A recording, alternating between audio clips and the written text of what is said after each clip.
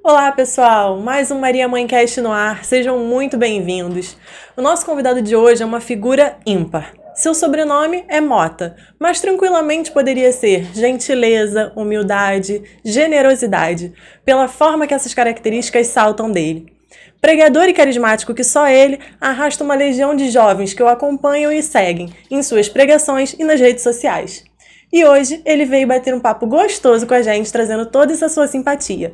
Vamos receber com muito carinho o fundador e membro da comunidade Metanoia, Gil Mota. Que bom encontrar vocês, que alegria estar aqui, feliz em poder bater esse papo com vocês. A alegria é toda nossa. Vamos lá, vamos conversar bastante, ver o que Deus quer falar.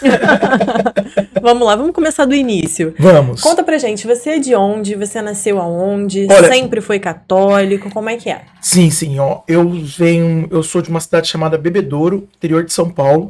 Hoje eu não moro mais em Bebedouro por conta da minha comunidade. Hoje eu moro numa cidade chamada São José do Rio Preto. Sim. Não é uma cidade distante de Bebedouro, é uma cidade de cerca de 150 quilômetros de diferença, mas não moro mais na cidade que eu nasci, por conta da minha comunidade, que hoje é sediada, a comunidade Metanoia, ela fica sediada em São José do Rio Preto. Entendi.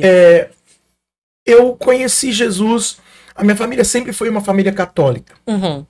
Embora seja aquele católico que frequentava a igreja, ia à missa, mas não tinha essa força carismática de oração. Eu não via meus pais rezando assim, mas tinha aquela coisa de catequese e tal.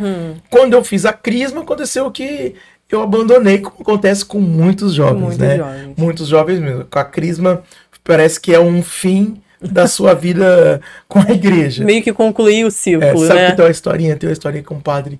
Uma vez um padre encontrou um outro padre e falou assim: nossa, na minha paróquia tem muitas pombas, né? E os pombos estão sujando toda a paróquia, estão fazendo uma sujeira na paróquia. E eu não sei o que eu faço para mandar esses pombos embora. Aí o outro padre falou assim: crisma eles. Que hora que você crismar, eles vão embora. Então essa é um pouco da minha realidade. Eu crismei, fui embora. E depois meu início de juventude ali, com 20 anos, eu fiz uma experiência com Jesus mesmo, através de um retiro de carnaval. E nessa experiência mudou minha vida assim mesmo, né? Com 20 anos, eu lembro que eu conheci Jesus num grupo de oração chamado Santa Terezinha. E pós esse grupo, minha vida começou comecei a dar os primeiros passos como servo, depois participei do grupo Ministério de Intercessão, e aí eu comecei a fazer as primeiras pregações na minha vida assim mesmo, e aí foi indo, eu sempre tive uma facilidade muito grande, acredito uma facilidade mesmo de falar com jovem, né? Talvez porque também naquela época eu era muito jovem. Assim? Eu sempre fui muito de conversar, de entender o evangelho e sem muito saber conversar com eles para que eles também consigam entender o evangelho numa linguagem fácil. Mais na língua deles, falando de igual para igual. De igual para igual. Então eu acho que isso deu muito certo, assim. A busca pela santidade, sabendo que a luta deles era também a minha luta. Então, assim, nunca foi uma coisa inalcançável. Era possível, uma coisa que, cara, dá para viver. E eu acho que foi se identificando, as coisas foram acontecendo. E acho que hoje, talvez o Metanoia, a nossa comunidade, o que nós vivemos em anunciar o evangelho no Brasil e também fora do Brasil, talvez seja consequência dessa época mesmo, assim, de um trabalho feito com a juventude, falando sobre castidade, falando sobre uma vida sacramental, uma vida na igreja. Então acho que essas coisas foram ajudando muito a nossa caminhada, e hoje, talvez um pouco mais maduro, hoje nós um pouco mais velhos, nós ainda falamos com esse jovem, mas agora falando para eles assim, ó, é possível. Eu já passei, naquela já época, tive aí. A gente passou nessa fase e deu certo. E a gente não sabe hoje os caminhos que dão certo para se viver uma vida de santidade dentro da juventude da época que você está, dos 20, seus 20 anos. E foi nesse momento desse retiro que você sentiu que o seu chamado era ser pregador? Não, acho que não. Não, eu não acho que no meu primeiro retiro, eu senti como pregador, não. Eu acho que eu nem pensava nisso. Nem tinha, assim. Nem passava pela sua cabeça. Não, nunca, nem nada. Nunca nada assim mesmo. Ali era eu tava conhecendo Jesus, não tinha nem pensamento em como é que se fazia aquilo. Não. No meu primeiro retiro foi um apaixonar mesmo, assim. Foi um nascer de novo. Eu gosto muito da passagem quando Jesus se encontra com Nicodemos. Jesus fala para Nicodemos assim: Nicodemos, você precisa nascer de novo. E Nicodemos não entende o que é nascer de novo. Porque Nicodemos está achando que nascer de novo é ele grande entrar na barriga da mãe. Tanto que Nicodemos diz: como é que eu desse tamanho vou entrar na barriga da minha mãe? Jesus não está falando sobre isso. Jesus está falando: Nicodemos, é preciso então renascer, Jesus diz, da água e do Espírito. E era aquilo que estava acontecendo comigo. Era um nascimento. As coisas que viriam, eu não tinha nem consciência de como seria. Tanto que quando acabou o retiro, eu falei: e agora? O que se faz agora? Aí eles falaram: não, agora você tem que ir para o grupo de oração. Eles encaminharam a gente para um grupo de oração, um grupo de jovens. E ali foi que eu comecei a caminhar. Uhum. Ali também ainda não tinha um desejo de pregador, de pregar o evangelho, não. Embora eu me lembro que eu via as pessoas pregando e eu achava aquilo bonito. Isso que eu ia te perguntar, nem dava aquela admirada. Assim, não, eu achava. Tanto que, assim, todo mundo fala assim: ai, tem uma música na minha vida. Eu tive também. Mas a minha história foi um pregador. Foi uma pregação. Teve um rapaz no retiro que ele fez uma pregação. Ele falou sobre santidade. E quando ele falou aquilo, mudou a minha vida. Até hoje, inclusive, ele é diácono e é um dos meus melhores amigos, assim, que é o William Latorre. E ele talvez foi uma inspiração para mim como pregador mesmo.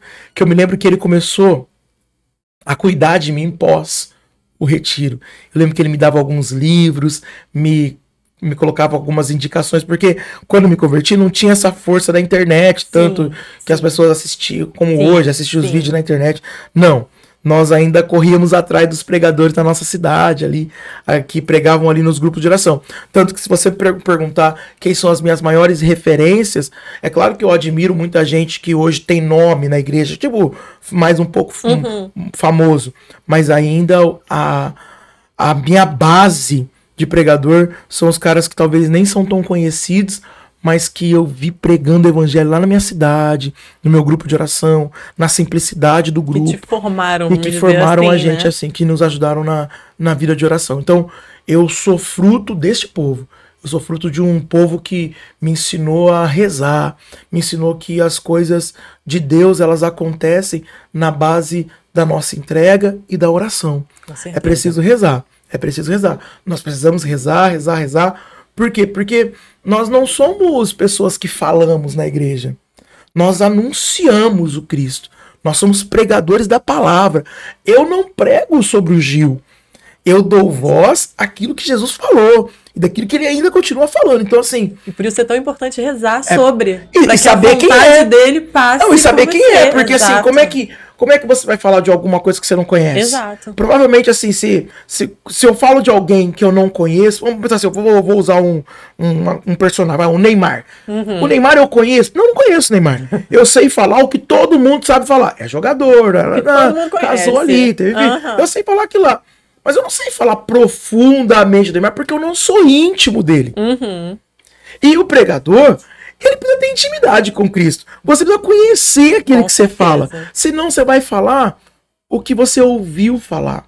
E você nunca vai ter uma história com ele. Então, assim, eu não tenho nenhuma história com o Neymar íntima. Então eu não sei falar dele. Mas eu sei falar de Cristo porque eu tenho histórias íntimas com ele. Eu converso com ele. Ele é o meu melhor amigo. Ele é o cara que já me socorreu muitas vezes e continua a me socorrer. É ele que mudou minha vida. Então, é um relacionamento. Então, eu acredito que o pregador e tanto... acho que a nossa vida inteira com Deus, assim, não precisa nem ser um ministério de pregação, não. A nossa vida inteira com Deus é uma busca incessante de intimidade com Ele. Com certeza. De intimidade. E você não tem intimidade com Cristo se não for na base da oração. Então, é preciso rezar. Só que rezar não é fácil. Sabe que tem um santo chamado São João da Cruz, que ele diz assim que a oração é um combate. Um combate contra o demônio e um combate contra nós. Porque nós não gostamos de rezar. Ninguém acorda dizendo, nossa, que vontade de rezar 8 terços. Não é assim. Não é assim. Nós precisamos rezar. Nós precisamos rezar. Só que a oração, ela precisa passar por... Ela precisa sair da vontade. É uma decisão. Eu me decidi rezar. Eu me decido rezar porque eu sei que eu preciso rezar. Talvez não é o que eu quero, mas é o que eu preciso. Eu preciso de oração. Porque se eu não precisar, se eu não rezar, eu sei quem eu sou. Então, a oração ela vai nos transformando. Então, eu acredito que a intimidade com Deus ela passa não somente pelo sentimento, mas também por uma decisão. Por uma decisão mesmo. Porque senão, a gente corre o risco de achar que Jesus é um sentimento. Se eu chorei, eu senti. Se eu me arrepiei, eu senti. E não é isso. Não é sentimento. É decisão. Eu me decidi por Cristo. Quando eu sinto, glória a Deus. Quando eu não sinto, glória a Deus. Eu fico. É um casamento. Nem todos os dias porque você acorda dizendo... se você não tiver essa decisão, você não permanece. É isso. Você não persiste. Mas não persiste mesmo. E não persiste mesmo. Porque é difícil permanecer. Há uma santa da igreja chamada Santa Teresa de Calcutá que ela tem uma frase bonita. Ela fala assim, bonita e forte, né? Ela diz assim, que não é difícil dar a vida para Jesus. Não é difícil mesmo. Tanto é que você vai ver retiros, e quando você vê retiros, você vê todo mundo chorando, os eventos lotados, e as pessoas chorando e dizendo, eu tô dando minha vida para Jesus. E Santa Teresa fala que não é difícil dar a vida para Jesus. Não é. O difícil é não pedir a vida de volta. E é real. É verdade. E é verdade. Então, assim, é muito difícil quando nós não pedir de volta. Por quê? Porque, meu amigo, na hora que tem a música, na hora que tem o pregador, na hora que tem o padre, na hora que tem o fundinho musical, é tudo gostoso. Só que depois você vai encarar a sua vida, a sua realidade, o seu casamento, os seus problemas financeiros, os seus problemas no trabalho, os seus problemas na família. E a vida é assim, né, gente? E a vida continua acontecendo. A vida continua. Só que é nessa hora que você precisa ter uma resposta de um homem de Deus. A resposta de um homem de fé. Um dia, Jesus ele sobe para uma montanha e ele chama Pedro, Tiago e João. E quando ele chama Pedro, Tiago e João, a Bíblia diz assim que Jesus começa a transfigurar. Jesus começa a brilhar. E vai aparecer ali Moisés e Elias. Pedro fica impressionado com aquilo. A ponto de ele chegar e falar assim, Jesus, vamos ficar aqui para sempre. Isso aqui é o melhor grupo de oração que pode se ter na vida. Elias, Moisés, o Senhor. E aí ele fala assim, quer que eu monte uma tenda? Uma para o Senhor, uma para Elias, uma para Moisés? E acho que Jesus olhou e falou, Pedro, você não entendeu nada, né? Você tá achando que a vida é só isso aqui. Não, é preciso ir pro dia a dia. A santidade, ela acontece no cotidiano, no ordinário da vida. É no ordinário da vida. E é nesse ordinário da vida que nós precisamos responder com santidade. É no ordinário da vida que nós precisamos dar uma resposta de homens e mulheres de Deus. Nem todos os dias você vai acordar espiritual. Tem dia que tá osso. É nesse dia que você precisa dar uma resposta como homem de Deus. E, cara, tá difícil. Esses dias aconteceu um negócio muito interessante comigo. Eu peguei eu tava dirigindo, né? Tava lá dirigindo na minha cidade, dirigindo normal. E uma senhora me fechou. E a senhora fechou meu carro. E eu buzinei pra ela. Eu buzinei. E a hora que eu buzinei, essa senhora abaixou o vidro e mostrou o dedo do meio pra mim. Eu fiquei muito bravo. Eu falei, E eu aqui, falei, eu te pego no semáforo. Então aí eu já fui embicando perto dela assim. Quando eu parei do lado dela, assim, meu carro parou do lado dela, ela abaixou o vidro, eu também, 2 barraqueiros, né? Os 2 abaixou o vidro. Quando ela me viu, ela olhou e falou assim, ai meu Deus, é o Gil do Metanoia. E eu fiquei olhando, eu falei, oi irmã, Pai de Jesus, né? A senhora me fechou, mas amém. Mas era como se Jesus dissesse amém, foi ótimo. Era como se Jesus dissesse assim, meu filho, Até quando te fecham no trânsito, você precisa dar uma resposta como cristão. Até quando isso acontece? Porque é muito fácil ser cristão pregando. É muito fácil ser cristão na igreja. E não é sobre isso. Não é sobre a camiseta que nós usamos. Não é sobre o tercinho no pescoço. Não é sobre isso. É sobre uma vida, uma experiência com Cristo. Então, quando nós estamos pregando, quando pelo menos a minha comunidade, eu falo por mim, quando eu estou pregando, eu tento muito entender que é aquilo que eu quero viver. Talvez eu nem esteja vivendo tudo, não. Mas é aquilo que eu quero viver. Uhum. Eu quero viver uma vida de santidade de verdade. Não é teatro. Nós não somos um personagem. Pregar o evangelho para nós não é ser personagem. Eu não sou um cara pregando e um cara diferente no meu dia a dia. Não. Sim. A minha vida é essa. Minha vida é essa e é assim que eu sou. Então eu acho que o evangelho ele pede isso, né? Ele pede esse testemunho de vida. É verdade. E você já tem uma caminhada boa aí, né, como pregador.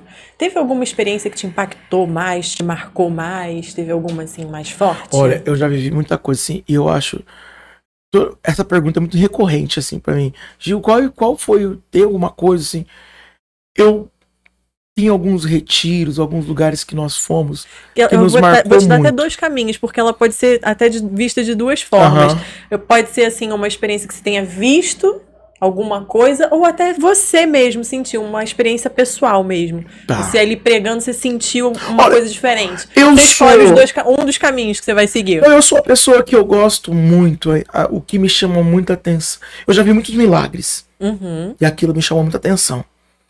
Mas ainda eu acho que o que me chama atenção e o que ainda queima meu coração é uma alma se convertendo.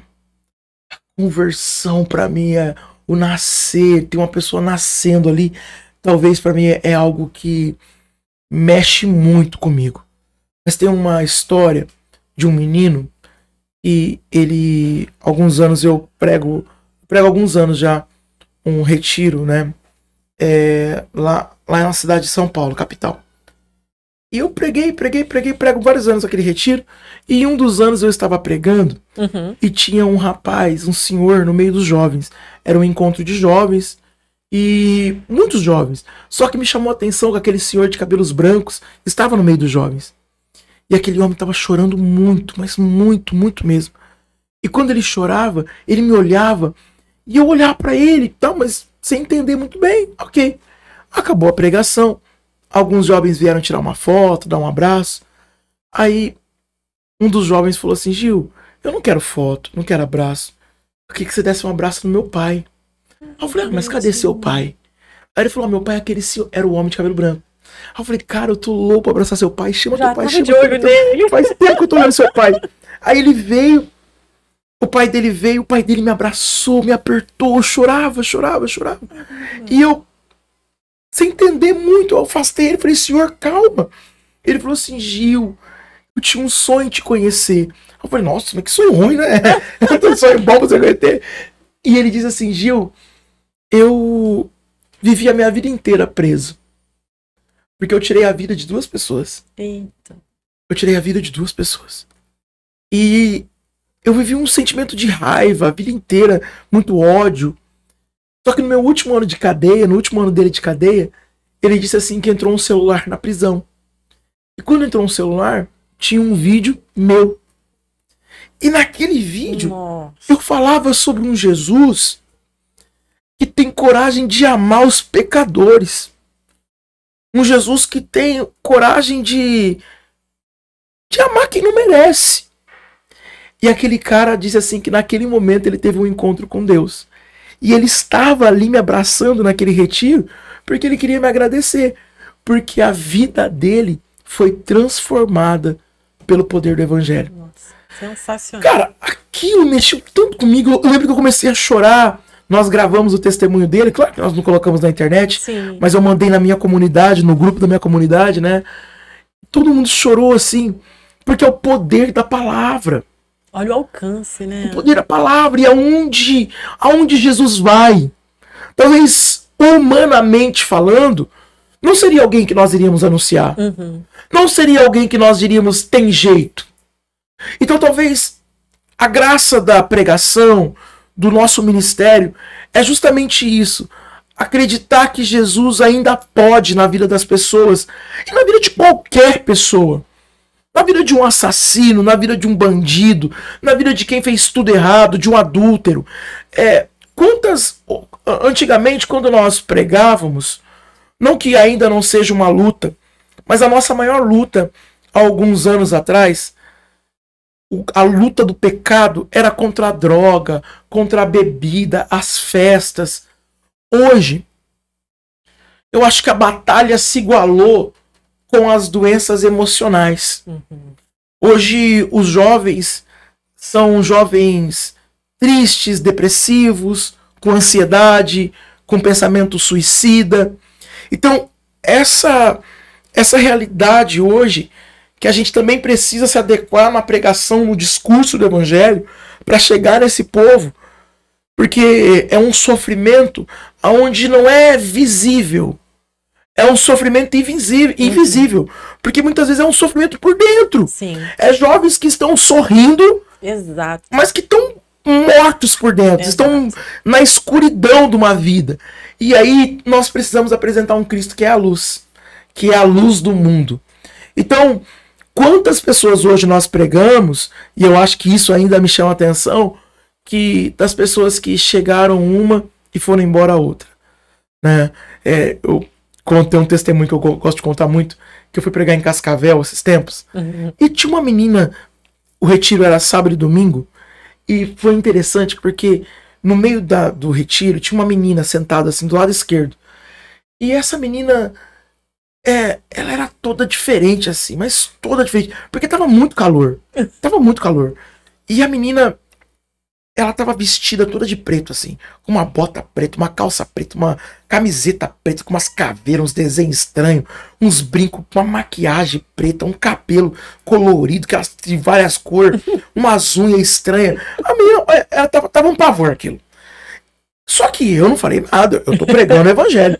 E o retiro era sábado e domingo. Eu tô pregando no sábado. E domingo eu iria pregar de novo.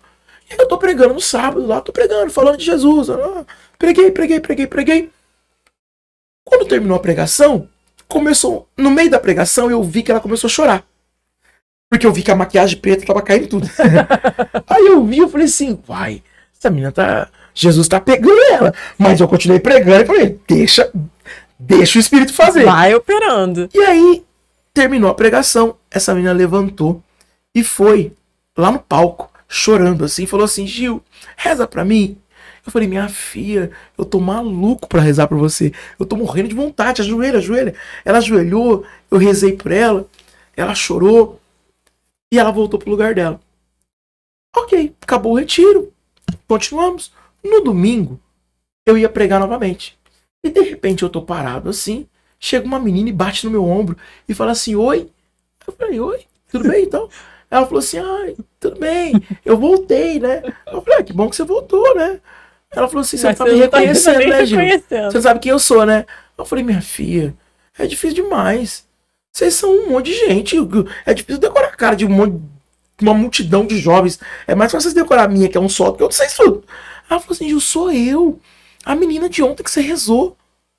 Gente, eu olhei, eu falei... Totalmente modificada.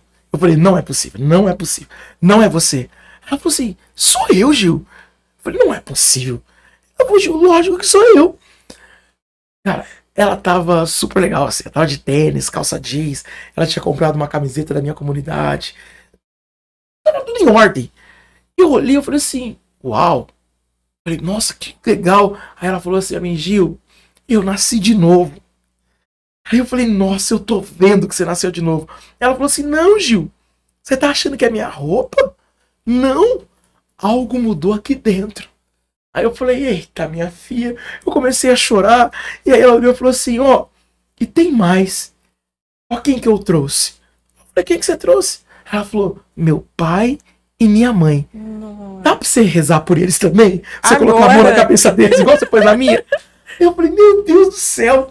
E a hora que eu fui colocar a mão na cabeça do pai e da mãe dela, que eu fui rezar, ela ficou do meu lado. E ela devia ajoelhar também, porque ela conheceu Jesus ontem. ela ficou em pé, do meu lado, e falou assim, eu vou te ajudar a rezar por eles. Eu olhei e falei, uai, sabe, isso é conversão. No sábado, era uma. No domingo, era outra pessoa. Eu não tô falando de roupa, porque eu não ligo pra esses negócios, não. Mas eu tô falando que algo mudou ali dentro. Algo mudou. E Jesus, quando ele chega, ele faz isso. Aquela menina, ela talvez fez a experiência da samaritana de João 4, né? Aquela mulher que foi no poço para buscar água. Ela tinha 6 esposos. E de repente se encontrou com Jesus, que deu uma água para ela que ela nunca mais teve sede. E quando ela termina a conversa com Jesus, ela vai para a cidade gritar para o povo que Jesus está lá. E Jesus é o Senhor, o homem que contou tudo da vida dela. E a cidade inteira vai ver quem é Jesus por conta do discurso dela. Isso que é o Evangelho. O Evangelho, Jesus ele veio nos chamar a sermos pescadores de homens, a sermos anunciadores do Evangelho. Então o Evangelho ele tem essa característica de quando a gente somos transformados, nós vamos transformando outras pessoas também e anunciando Cristo. Jesus não é um amor igual do namorado, da namorada. Quando você tem namorado, namorada, você quer só pra você, né? Normalmente é isso. Você quer que ele fique só com você. Não. Jesus não. Jesus é um amor que quando você encontra, você quer que todo mundo receba. Você quer dar ele pra todo mundo. Conheça, você quer que todo mundo conheça. Fala, venha ver o amor da minha vida. Venham experimentar dele também. Porque eu acho que é tão bom que não tem graça você se sentir sozinho. Mas nunca. Mas é pra todos. É pra todos. É pra todos. E justamente porque ele nos ama, São Paulo vai falar que ele nos amou ainda quando nós éramos pecadores. O legal do amor de Jesus é que é um amor sem méritos. Ele não nos amou porque éramos bons. Ele nos amou, inclusive, nós sentimos, a maioria das pessoas sentem o amor dele no momento que a gente não merece, no momento que a gente está podre, pecador, e ele nos ama ali, naquele momento. O amor de alguém, de um amigo, de um namorado, ele nasce da admiração. Ele nasce nós admiramos a pessoa, olha, tem alguma coisa. Não. Nós não tínhamos nada para oferecer para ele, a não ser o nosso pecado e a nossa miséria. E mesmo assim, ele nos amou. Talvez seja por isso que a gente o ame desse jeito. Porque é um amor repleto de gratidão, de um Deus que, como vai dizer lá em Lucas 15, né, do filho pródigo, não perguntou por onde andamos, não perguntamos o que gastamos, não perguntou. Ele somente teve coragem de nos olhar nos olhos, de colocar vestes novas, anel no dedo, sandália nos pés, e a Bíblia vai dizer ainda assim que ele faz uma festa, porque esse meu filho estava morto e reviveu, estava perdido e foi encontrado. É verdade. E começaram a festa, diz a Bíblia. Então eu acho que o Evangelho é isso. Você fala muito para os jovens, né? E os jovens, por consequência disso, te admiram muito. Isso é muito bom, mas isso também traz muita responsabilidade, né? Fala para mim um pouquinho sobre isso. Como é que isso mexe com você? Olha, eu sou tranquilo, viu? Eu sou tranquilo também. Porque assim, eu não sou o cara que fico na neura, eu levo minha vida. Eu acho que o jovem São Paulo fala assim, um dia ele fala assim para Timóteo, torna-te modelo para os jovens. Torna-te modelo para os jovens. O modelo, ele carrega a roupa de alguém. O modelo não é não está nele a graça, mas ele se torna algo por causa de algo que ele carrega. Então assim, eu acredito que essa palavra para nós, eu acredito que eu me conhecendo, eu estou muito longe dessa santidade de me tornar um modelo. Mas eu acredito muito que a caminhada com Cristo, existe uma coisa chamada perseverança. Eu não sou alguém que comecei ontem. Embora eu não tenha tantos anos assim, mas eu estou há 20 anos com Cristo. E nesses 20 anos, eu permaneci com ele. Eu permaneci. Então hoje, talvez o que nos faz ser referência, ou os jovens gostar da gente, se é que a gente pode dizer assim, é que talvez eles sabem aonde nos encontrar. Ele Porque, sabe que... né, você influencia os A jovens, gente né? tá ali. De alguma maneira. A gente nem tá ali, que não, seja, não é assim, passageiro, não é nem uma que primavera. seja influenciar para não falo só do jovem se sentir influenciado a se tornar um pregador, não só isso, mas de ter esse amor que você Sim! tem. Não, eu acho por legal, eu acho Cristo. legal. E eu quero muito Né? isso mesmo, assim, porque eu acredito muito no jovem. Cara, uma vez o Papa Francisco falou uma frase muito legal. Ele falou assim: qual é a melhor maneira de evangelizar um jovem? Outro jovem. Mas é real. É outro jovem. Um dia, João Paulo II repete uma frase de Santa Catarina de Sena, dizendo assim: jovens, se vocês forem o que vocês devem ser, vocês incendiarão o mundo. Vocês vão colocar fogo no mundo. Cara, quando o jovem se levanta um povo com eles. Isso é verdade. Porque o jovem, ele tem o entusiasmo. O jovem, ele tem o erro do jovem, a inconsequência e tal. Mas ele é empolgado com aquilo. Ele gosta daquilo, ele tá vivendo aquilo. Ele sabe o que ele tem que renunciar. E ele luta, ele chora. Ele quer aquilo. Fervor, É isso. Então, isso me admira muito no jovem, assim. Eu acho que isso... E eu gosto muito de falar pra eles: cara, é isso. É isso mesmo. Às vezes as pessoas falam assim pra mim: Gil, eu preciso ser tanto radical assim? Eu falo, vai. Se nesse momento... Porque eu acho que hoje, algumas coisas pra mim, eu consigo levar melhor, porque eu consegui viver melhor com aquilo. Mas lá no início, era na radicalidade. Tinha que ser radical. Precisava ser muito radical. Existem coisas na vida do jovem que ele vai ter que ser radical pro resto da vida, que ele nunca mais vai poder fazer, que ele nunca mais vai poder frequentar. Tem gente... Eu me lembro que nós éramos um grupo de amigos antigamente, antes de eu conhecer Cristo, e eu falava pra eles: cara, eu não vou poder mais andar com vocês. Por um tempo. Vai chegar um tempo que eu venho buscar vocês. Eu vou me fortalecer, mas eu venho buscar vocês. Porque um cego não guia outro cego. É verdade. Então eu não vou conseguir hoje trazer vocês pra igreja. Mas eu vou me fortalecer e vou trazer. Hoje meus amigos são todos na igreja. Mas porque alguém começou. Então eu acredito muito no jovem, assim. Eu acredito que o jovem, ele tem uma força, e eles precisam de modelos. Eles precisam de modelos, assim. É verdade. De referências, de pessoas que não sejam chatas, sabe? Ainda mais hoje em dia, né? Com tanta Nossa. coisa assim de internet, eles Cara, porque, precisam assim, desse cara, acesso. Porque, pra se particularmente, eu alimentar, gosto de eles vão se algumas coisas também, viu? alimentar disso. É que eu gosto de algumas coisas mesmo, assim, tipo... a minha vida com o Davi, assim, né, como fundador de comunidade. Nós temos uma vida de fundadores, de vida de missionária, mas a gente gosta de fazer algumas coisas. Eu gosto de jogar videogame, a gente posta a gente jogando videogame, e não é uma coisa que a gente posta pra ficar bonito, não, porque é a nossa vida mesmo. E eu acho que o jovem se identifica com isso. Sabe, cara, é uma vida... Cara, ele gosta disso, é normal. Normal. É o santo normal, cara. Uai, há um texto que ele não é de João Paulo II, mas ele é atribuído a São João Paulo II, que ele fala assim: nós precisamos de santos de calça jeans, santos que tomam refrigerante. Ele começa a falar assim, cara. Os próximos santos da igreja, eles talvez não terão véu, não terão batina, terão calça jeans, tanto é que Carla Cucci está aí. É verdade. Então, assim, são santos comuns, santos que pessoas normais, pessoas comuns, que se transformaram em comuns por amor a Cristo. Então eu acredito que ser isso pro jovem hoje, assim, eu fico feliz. Eu não acho que eu sou tudo isso pro jovem, não, mas eu acredito que eu sei o tanto que eles gostam, que eles admiram, que eles querem tirar foto, que eles vêm abraçar, que eles me procuram, que eles partilham. Eu recebo, assim, eu não sei contar o número de mensagens que eu recebo de jovens nas minhas redes sociais. Isso é bom também porque assim, essa identidade que rola traz uma confiança, né?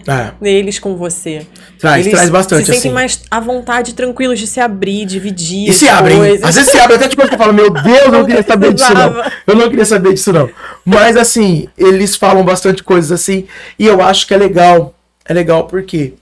Porque, cara, num mundo onde as referências são tão ruins, onde nós estamos lidando com tanta gente descompromissada com o evangelho, descompromissada com ajudar. Exatamente. Pessoas que só querem só querem sugar, pessoas que só querem o mal do jovem, embora esse mal venha com uma capa bonita. Com certeza. Mas o fim é ruim, sabe? Hoje são tantas ideologias pregadas pro jovem, e de repente a gente vem e tem a graça de poder ser de Deus, de poder falar do evangelho e eles se identificarem com um discurso que salva. Que salva. Jesus, o evangelho, ele é de graça. O evangelho é gratuito. A graça é gratuita, mas não é barata. Então, embora seja grátis, não é barato. Porque custa. E custa a vida. Então, o jovem, eu acredito que ele queira isso. Dar a vida por um propósito. Por um propósito. E não tem melhor propósito que dar a vida por evangelho. Dar a vida por Cristo, por aquele que morreu primeiro por nós, né? Então, assim, quando nós falamos, nós estamos dando nossa vida, e embora a gente tá falando que tá dando a vida, a gente tá ganhando. A gente tá ganhando. Ganhando por de terra, né? E ganhando mais de Deus. Eu sou muito mais feliz hoje. Eu tenho muito mais amigos. Cara, ser de Deus é muito bom. E por falar em amigo, você falou do Davi, vocês jogam videogame, vocês têm, além de vocês serem os fundadores, né, da comunidade Metanoia, vocês têm essa irmandade muito bonita, esse amor genuíno e verdadeiro de vocês. Fala um pouquinho dessa amizade, como é que ela surgiu, como é que ela veio. Então, eu sempre falo assim que o Metanoia é a consequência da nossa amizade. Nossa amizade não é a consequência do Metanoia. Tanto que muita gente fala assim, nossa, mas como é que é esse negócio de vocês dois serem fundadores? Tem briga? Tem desentendimento? Como é que é? Eu falo, não, tem. Nós somos duas pessoas extremamente diferentes em todos os aspectos. Nós somos diferentes, mas nós somos irmãos, amigos, nós nos amamos. Nós nos amamos de verdade, porque a nossa amizade, ela primeiro é pautada em Cristo. Então isso faz a gente ter uma comunidade, faz a gente viver uma vida missionária, mas também no nosso dia a dia. Há dias que eu e o Davi saímos para comer e de verdade, a gente nem fala do Metanoia. A gente tá conversando da vida. Sim. A gente fala do nosso trabalho, a gente partilha da nossa vida, a irmandade mesmo, a irmandade mesmo, né? O Metanoia é uma consequência, assim. E quando nós pregamos juntos, as pessoas veem nós viajando juntos, cara, é uma verdade mesmo. Porque a gente tá junto mesmo. É muito... O Davi, eu não tenho dúvida nenhuma que ele é por diversas vezes, Deus se humaniza para falar comigo com voz de Davi. Não são poucas as vezes que Deus falou comigo através do meu irmão. Seja com correção, seja com uma palavra de santificação, seja com... Até mesmo, às vezes, nossos desentendimentos, nas nossas diferenças de realidades, né? Então, assim, mas quantas vezes o Davi terminou de falar e a gente tem vontade de falar aquilo que a gente escuta quando termina o evangelho? Isso aqui é palavra de salvação. Isso é palavra de salvação. Então, assim, a nossa amizade, eu acho que ela tem um alicerce que é Cristo, e isso nos faz muito bem. Isso nos faz muito bem mesmo, assim. E eu acho que dá certo por isso. Por isso mesmo. E a gente, claro que tem. É irmão, briga. Vai brigar, tem dia que eu não quero ver o Davi. Vai disputar no videogame. Tá no videogame é a hora que nós perdemos a amizade. O videogame é uma coisa muito séria para nós dois.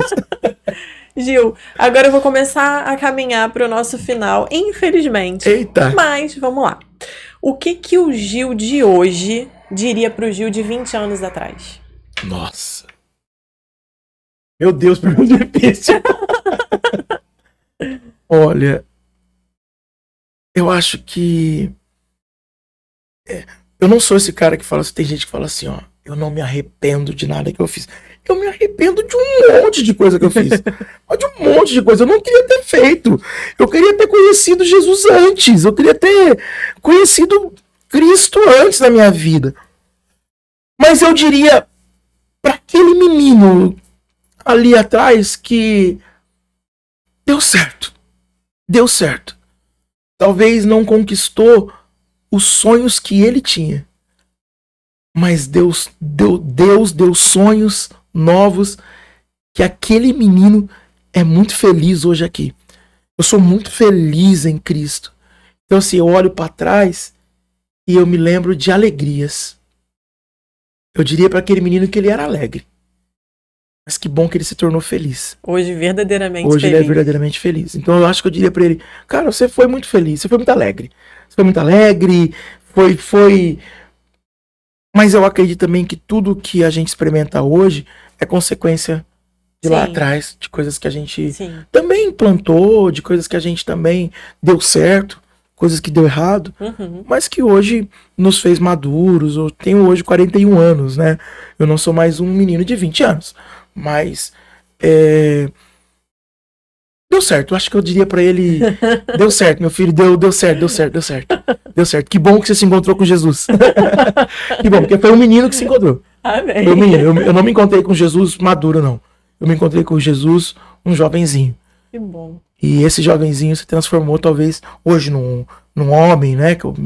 Um homem mais maduro. Ainda tenho muito a amadurecer, mas um homem mais maduro, um jovem, um cara mais consciente. Mas um homem muito bem alicerçado. Isso. E que foi criado lá atrás, quando ele nem imaginava. Foi fazendo burrice. Fazendo burrice, do jovenzinho lá atrás que fez burrice. Que tudo faz até parte, na igreja. Né? Tudo até na igreja. Faz parte. Eu me lembro das coisas coisas assim, pessoas que eu machuquei, pessoas que eu feri, pessoas que eu falei demais. E, pô, cara, mas isso também me ensinou. Com certeza. Isso também me ensinou. Me arrependo, mas me ensinou. E sem querer abusar de você, deixa um recadinho pros jovens e pros não tão jovens que estão assistindo a gente, que acompanharam a gente até aqui, pra gente poder encerrar com as suas palavras, sempre tão carinhosas. Diria que vale a pena. Não, vale a pena não, né? Vale a vida ser de Jesus. É bom demais ser de Jesus assim. Eu diria pra você que não sei o que você está vivendo. A Bíblia diz assim, que havia uma mulher que ela tinha 12 anos que ela estava enferma. E a Bíblia diz assim que essa mulher sofria com um fluxo de sangue muito forte. E que naquela época, se você era doente, você era afastado da sociedade. Você era tido até como impuro. E aquela mulher, ela tentou ser curada. Ela tentou por médicos. A Bíblia diz que ela tentou medicamentos. E nada dava jeito. Inclusive, a Bíblia diz assim que ela só piorava. Mas um dia, ela ficou sabendo que Jesus ia passar por aquele lugar. Ela ficou sabendo que Jesus ia passar por lá. E ela teve uma ideia. Ela disse assim, se ao menos eu tocar na orla do manto dele, eu serei curada. E diz a Bíblia que uma multidão comprimia Jesus. E aquela mulher tem coragem de romper a multidão. E quando ela rompe, ela toca na orla do manto de Jesus. E quando ela toca, imediatamente ela é curada. Só que quando ela é curada, ela se esconde. Ela foi curada e se esconde. E Jesus diz assim, quem me tocou? Quem me tocou? Mas ela está com medo. Os discípulos olham para Jesus e falam, Jesus, tem uma multidão te seguindo. Tá todo mundo tocando o Senhor. Jesus diz assim, não, alguém me tocou diferente. Alguém tirou de mim uma força diferente. E aquela mulher, a Bíblia diz assim que ela tá tremendo. A Bíblia diz que ela tá trêmula. Ela diz, fui eu. Eu sei que eu não podia tocar. Eu sei que existe uma lei que eu não posso tocar por ser impura em ninguém. E ela diz assim que ela conta do problema. Ó, fazem 12 anos que eu sou doente. Só que agora eu toquei e parou, o sangue estancou. Jesus olha para ela e fala uma frase. Jesus fala uma coisa que talvez seja o discurso mais bonito de Jesus para mim, assim, que me emociona mesmo. Jesus olha para ela e fala assim, filha. Jesus coloca ela no lugar que ela nunca deixou de ser. Jesus chama ela de filha. Jesus não chama ela de amada, não chama ela nem pelo nome. Jesus fala assim, minha filha. É como se ele dissesse assim: você tem direito a tocar em mim. Eu vim pra você. Eu vim pra quem não merece. Então o que eu diria para as pessoas é que talvez você perdeu a esperança. Talvez você já tentou de tudo no seu casamento, nos seus vícios, e nada deu jeito. Talvez você acha que você não consegue. Talvez você acha que nada dá certo, que nunca vai dar certo. Talvez você já ouviu pessoas dizendo para você: você nunca vai dar certo, você nasceu para dar errado mesmo. Talvez você acreditou nisso. Só que Jesus está passando por você, nem que seja em um podcast. Ele está passando. Se você hoje tiver a coragem de dizer: se ao menos eu tocar, eu serei curado. E talvez vai bater esse sentimento: mas eu não sou digno de tocar. Eu fiz muita coisa errada. Eu trafiquei, eu abortei, eu matei, eu roubei, eu traí, eu me cortei, eu fiz... Talvez você vai falar que você já fez um monte de coisa. E é isso mesmo.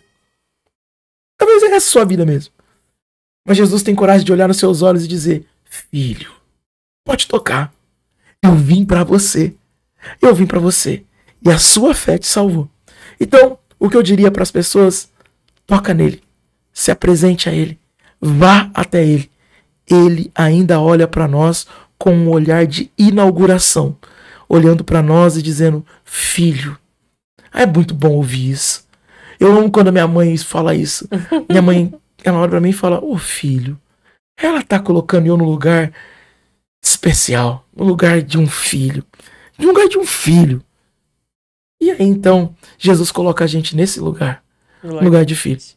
Gil, muito obrigada, de verdade. Meu Deus do céu. Foi uma alegria ter você aqui. Alegria é minha. Que Deus te abençoe, que Nossa Senhora esteja sempre intercedendo por você, te guardando, que seu ministério seja cada dia mais fecundo, que você continue dando essa voz para os jovens, Amém. Sendo voz para os jovens, e que o mundo tenha mais pessoas parecidas com você, porque essa sua leveza de viver, de falar de Cristo, Amém. Muda muito, deixa tudo muito melhor. Amém. Muito obrigada mesmo, viu? Eu de que todo agradeço. coração. Parabéns pelo podcast. Eu amo essa paróquia.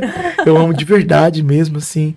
De todos os lugares do Brasil, sem dúvida nenhuma, esse é um dos lugares mais especiais para nós. Que bom. Para minha comunidade. Nós amamos de verdade. Então, vida longa a vocês. Bom, a gente parabéns. também ama você. Parabéns pelo trabalho mesmo. E que Jesus passe à frente de tudo. Cuide de tudo. Amém, amém. Muito obrigada. Amém. E você que ficou com a gente até aqui, não esquece de deixar o seu like, se inscrever no canal, comentar, compartilhar. Aproveita e segue a gente no Instagram também, @mariamãecast. Vai ser uma alegria ter vocês por lá também. Até a próxima, pessoal. Um grande beijo. Tchau, tchau. Tchau, tchau.